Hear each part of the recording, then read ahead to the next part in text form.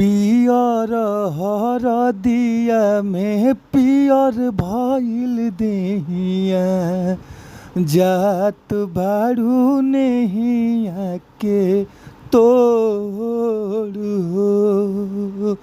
अरे जात बारू नेहिया के तोड़ हो।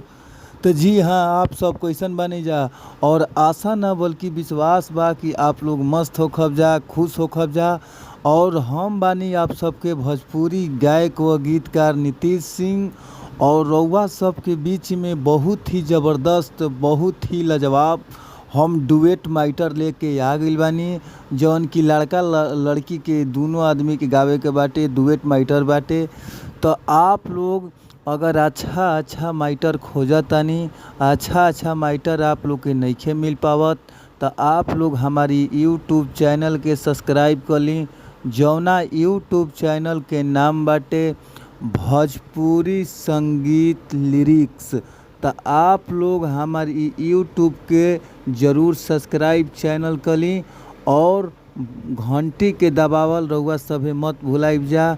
और रउआ सबके बीच में बहुत ही ज़बरदस्त सैड सॉन्ग यानी गम के गाना हम लेके आ गइल बानी, और आशा न बल्कि विश्वास बा कि आप लोग अच्छा से करा के म्यूजिक बना के स्टूडियो में अच्छा से गा देतनी, तो ये मार्केट में ज़रूर गाना बाजी।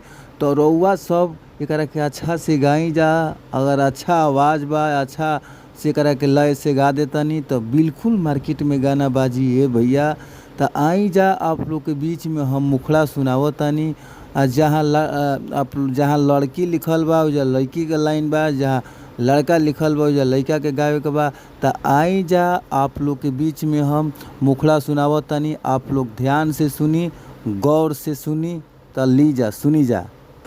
तिलक चढ़ गइल होखता मटी कोड़, आ पिया संगे चल जाई तहरा के छोड़। लड़की कहतिया, आ तिलक चढ़ गइल होखता मटी कोड़, आ पिया संगे चल जाई तहरा के छोड़। कसहू करे झायापन कहली ह कठोर हो, पियर हरदिया में पियर भइल देहिया, जात भाड़ू हमारा के छोड़ हो। अरे चल जइबू पियावा के ओर हो। अरे पियर हरदिया में पियर भइल देहिया, अरे जात भाड़ू हमारा के तोड़ हो। हर जात बारू नैया के तोड़ हो। तो आप लोग के गाना अगर ये अच्छा लगता तो ये स्क्रीन पर हमार नंबर बाटे, आप लोग स्क्रीन पर ज़रूर नंबर पर कॉल करी। हमार मोबाइल नंबर बाटे 98 350 77 203। तो फिर मिलल जी अगला वीडियो में। Thank you so much.